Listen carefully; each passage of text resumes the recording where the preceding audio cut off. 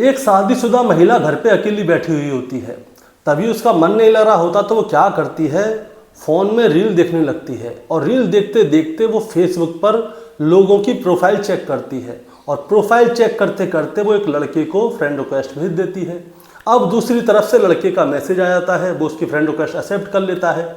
ये दोनों मिलने की प्लानिंग करते हैं। मिलने की प्लानिंग करते तो घूमने चले जाते हैं और जब घूमने जाते हैं तो ये महिला जो है उसके साथ जाती तो है लेकिन वापस नहीं आती। पता चलता है कि इस लड़के ने इस महिला का मार मार के बुरा हाल कर दिया है और उसे जान से ख़त्म कर दिया है। दोस्तों, आखिर ऐसा क्या हुआ इस महिला के साथ, जो कि ये महिला फेसबुक फ्रेंड से मिलने गई, उससे प्यार करती थी, उसके साथ शारीरिक संबंध बनाने के लिए गई थी, लेकिन इसके शारीरिक संबंध बनाने के बावजूद उस लड़के ने इस महिला की जान ले ली। दोस्तों, आज की कहानी से यही जानना चाहेंगे कि ये फेसबुक इंस्टाग्राम का प्यार कितने समय तक चलता है, होता क्या है। नए नए लड़के जो है फेसबुक इंस्टाग्राम पे फ्रेंड रिक्वेस्ट भेजते हैं, फॉलोअर्स बढ़ाते हैं और इसके बाद प्यार मोहब्बत करते हैं और एक दूसरे की जान ले लेते हैं। आज की कहानी इसी महिला के ऊपर है कि आखिर इसके साथ ऐसा क्या हुआ होगा कि उस लड़के ने, इसके फेसबुक फ्रेंड ने इसकी जान ले ली। नमस्कार दोस्तों, मैं गौरव शर्मा और आप देख रहे हैं गौरव शर्मा सफ़र। दोस्तों, आज की जो सच्ची घटना मैं आपको सुनाने जा रहा हूं, ये सच्ची घटना शुरू होती है कर्नाटका प्रदेश के मांड्या जिले से और मांड्या जिले का ही एक इलाका लगता है हसन। हसन इलाके की रहने वाली एक महिला होती है जिसका नाम है प्रीति, जिसकी उम्र 28 साल है और इसके 2 बच्चे हैं और पति भी है। पति जॉब करता है और प्रीति भी एक जगह पे काम करती है।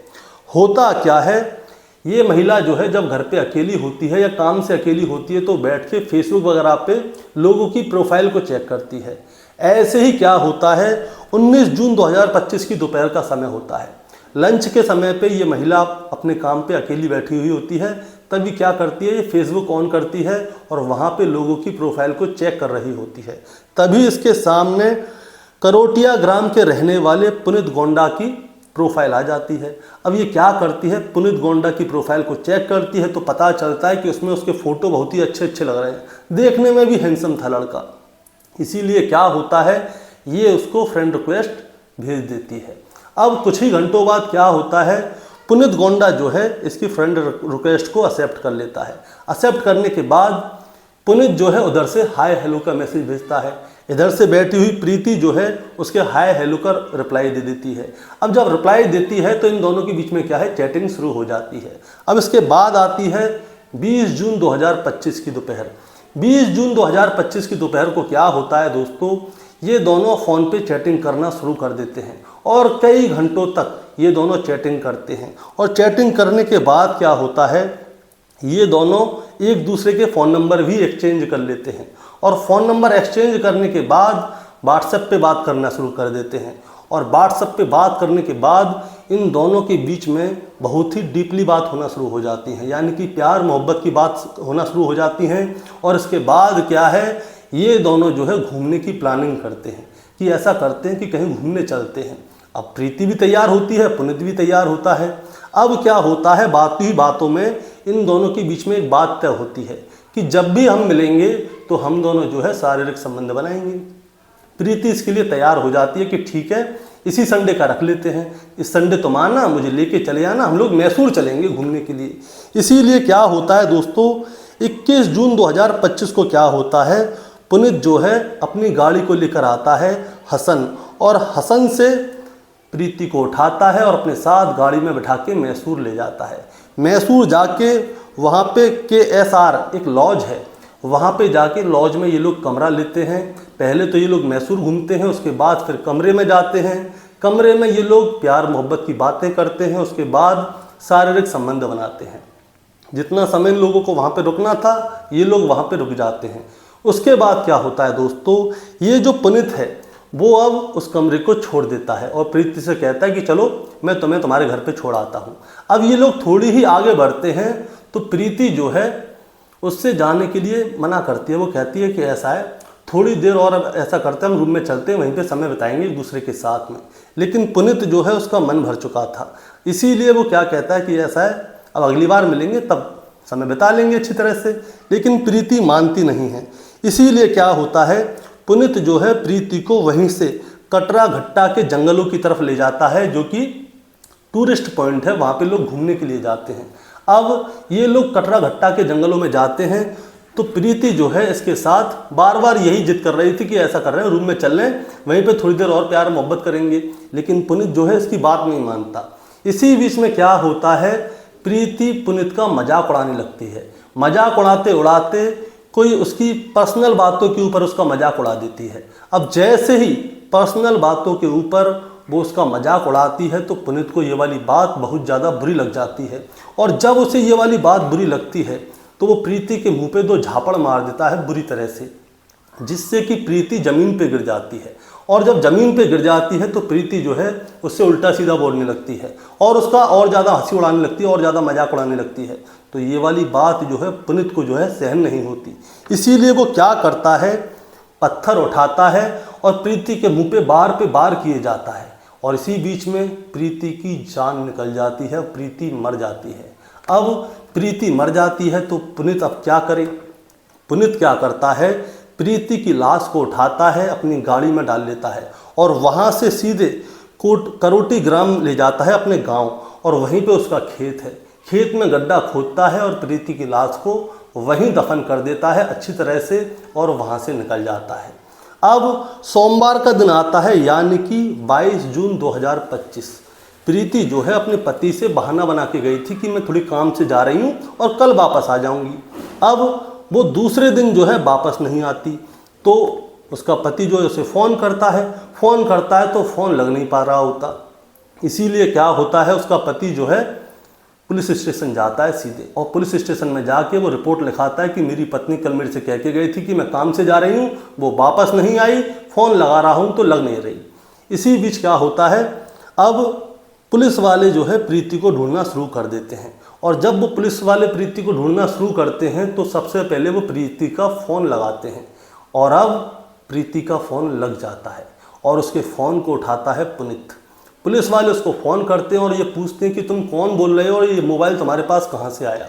तो पुनीत बताता है कि कल मेरे पास एक मैडम आई थी गाड़ी रेंट पे लेने के लिए, और गाड़ी रेंट पे लेने के बाद वो गाड़ी यहाँ पे छोड़ने के बाद वो बस में बैठ के चली गई, उनका फ़ोन जो है मेरे पास रह गया है। अब पुलिस वाले जैसे ये वाली बात सुनते हैं तो पुलिस वालों को जो है पुनीत के ऊपर थोड़ा भी शक नहीं होता। वो कहते हैं कि भाई कातिल होता तो फ़ोन क्यों उठाता, ये कातिल नहीं है इसलिए इसने फ़ोन उठा लिया है। इसीलिए क्या होता है दोस्तों, अब ये लोग क्या है दूसरे एंगल से देखना शुरू करते हैं, लेकिन प्रीति को ढूंढने के लिए 2-3 टीमें लगी हुई थी कि प्रीति गई तो गई कहाँ। इसी बीच में क्या होता है, पुलिस की एक टीम जो है प्रीति की सोशल मीडिया हिस्ट्री को सर्च करने लग जाती है, फेसबुक, इंस्टाग्राम, व्हाट्सएप, इन सारी चीज़ों को चेक करने लगती है। तभी पुलिस को जो है फेसबुक की चैटिंग में पुनीत नाम का एक शख्स दिखता है कि पुनीत है, और इससे प्रीति जो है बात करती है। अब पुलिस वाले उसकी पूरी चैटिंग को पढ़ते हैं, और पूरी चैटिंग को पढ़ते ही पुलिस वालों के समझ में आ जाता है कि कोई पुनीत नाम का शख्स है जिससे कि प्रीति की बात हो रही है, और ये दोनों जो है मैसूर गए घूमने के लिए। अब ये वाली टीम को पुनीत का नाम जैसे ही पता चलता है तो वो दूसरी वाली टीम को बताती है।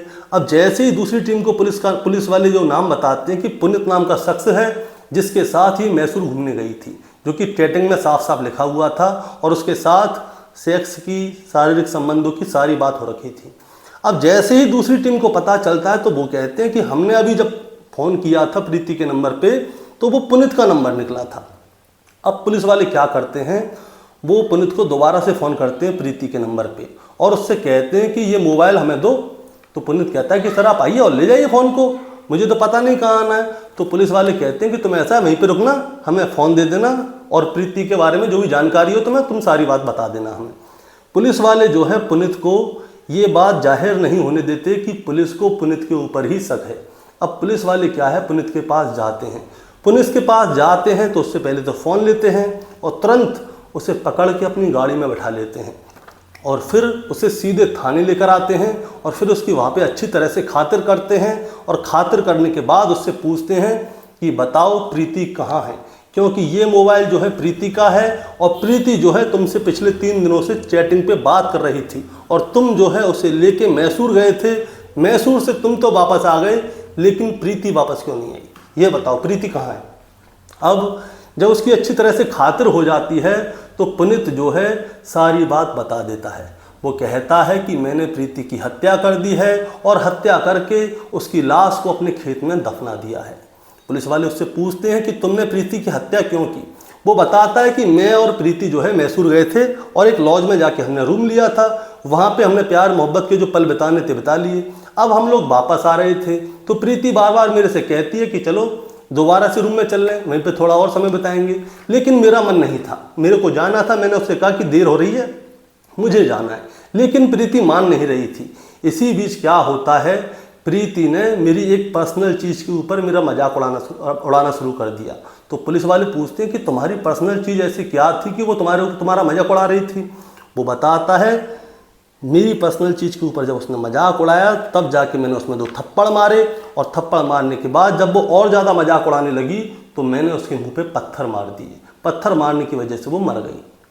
पुलिस वाले पूछते हैं कि भाई ऐसी क्या चीज़ थी तुम्हारी पर्सनल जो कि उसने तुम्हारा मजाक उड़ा दिया और तुम्हें ऐसी गुस्सा आ गई कि तुमने सामने वाले की जान ले ली। तब वो बताता है कि मैं सेक्सुअल टाइमिंग थोड़ी मेरी कम है, इसी के ऊपर वो मेरा मजाक उड़ा रही थी कि तुम्हारी टाइमिंग बहुत ज़्यादा कम है, तुम बेकार हो। सीधी सीधी बात है, वो ये कह रही थी। ये वाली बात मेरे से सहन नहीं हुई, इसीलिए मैंने उसको मार डाला। अब पुलिस वाले कहते हैं कि तुमने उसकी लाश को जहाँ पे दफनाया है हमें वहाँ पे लेके चलो और हमें उसकी लाश दिखाओ। अब पुलिस वाले जो है पुनीत को लेके उसके गांव जाते हैं। उसके गांव में उसका खेत होता है और खेत में जो जगह पुनीत बताता है वहाँ पे खुदाई करवाते हैं तो प्रीति की लाश निकलती है। और जब प्रीति की लाश निकलती है तो उसका चेहरा जो है बुरी तरह से कुचला हुआ था, उसकी आंखें बाहर आई हुई थी। दोस्तों, इसके बाद प्रीति की लाश को पोस्टमार्टम के लिए भेज दिया जाता है और पुनीत को सीधे जेल भेज दिया जाता है। और इसके पीछे कुछ सवाल रह गए थे प्रीति के परिवार वालों के लिए। प्रीति के पति को बिल्कुल भी नहीं पता था कि उसकी पत्नी किसी यार से मिलने के लिए जा रही है। उसे तो ये लगता था कि उसकी पत्नी किसी काम से जा रही है। प्रीति अच्छी औरत थी, घर के काम में अपना हाथ बटाती थी, पैसे से भी और शारीरिक रूप से भी, यानी कि घर के काम भी करती थी, बाहर से कमाई भी करके लाती थी। लेकिन उसको एक गलत शौक लग गया। गलत शौक क्या था? फेसबुक पर फ्रेंड बनाने का। अब फेसबुक पर उसने फ्रेंड बनाए तो उसे मिला पुनीत। सिर्फ 2 दिन की बात हुई थी और 2 दिन में ही प्रीति ने जो है पुनीत के ऊपर विश्वास कर लिया और इसी वजह से वो उसके साथ घूमने के लिए मैसूर चली गई। उसने 2 दिन के अंदर ही उससे शारीरिक संबंध बनाने तक की बात कर ली और इसके लिए प्रीति जो है तैयार भी हो गई। और अब वो उस पुनीत के साथ में मैसूर चली गई। मैसूर जाने के बाद उसकी जान ले ली गई। अब उसका पति घर पे अकेला बैठा हुआ है, उसके 2 बच्चे हैं, वो अनाथ हो गए हैं। वो सारी उम्र अपनी माँ के बारे में क्या सोचेंगी? और आप लोगों का प्रीति के बारे में क्या कहना है कि जिसने सिर्फ 2 दिन की बात में फेसबुक पे कोई आदमी मिला, उसने तुरंत उसके ऊपर विश्वास कर लिया और उसके साथ घूमने चली गई। आपका प्रीति के बारे में क्या कहना है? आप जरा हमें कमेंट में बताएं। चैनल पे नए हैं तो सब्सक्राइब करके जाएं ताकि रोजाना शाम को 8 बजे मैं आपके लिए एक सच्ची घटना की कहानी लेकर आ सकूं। नमस्कार।